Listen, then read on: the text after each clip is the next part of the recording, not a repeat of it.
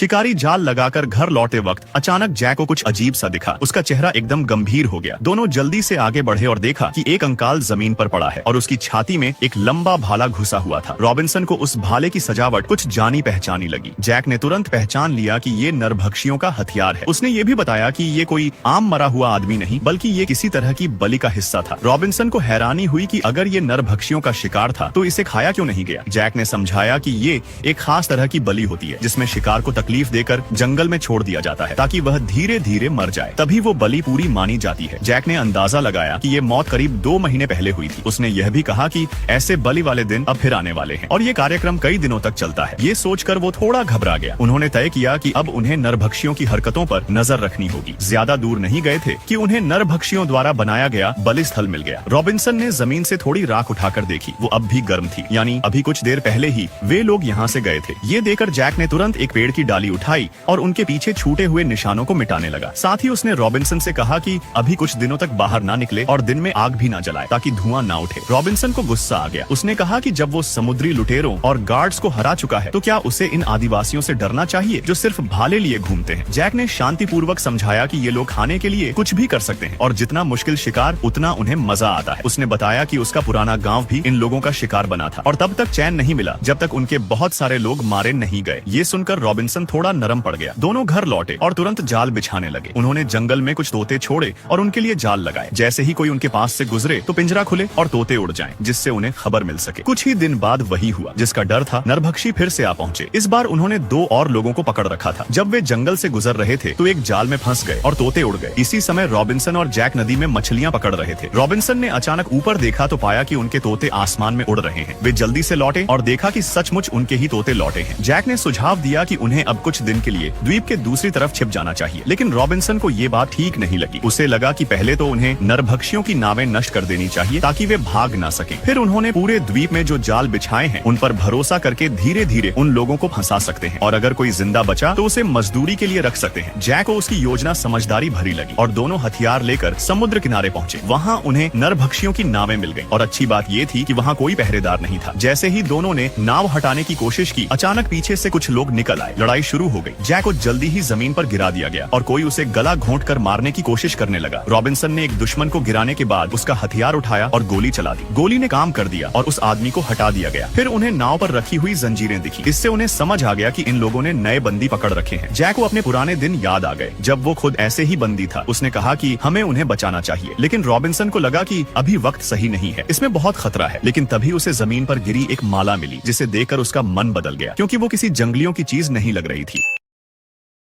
अगर जो मूवी देखकर आपको अच्छा लग रहा है तो लाइक, सब्सक्राइब और कमेंट करें और मैं आपको ज़रूर नाम बताऊंगा। अगर जो आपको पसंद है तो प्लीज़ कमेंट करें कि मुझे चाहिए, मैं नाम बताऊं।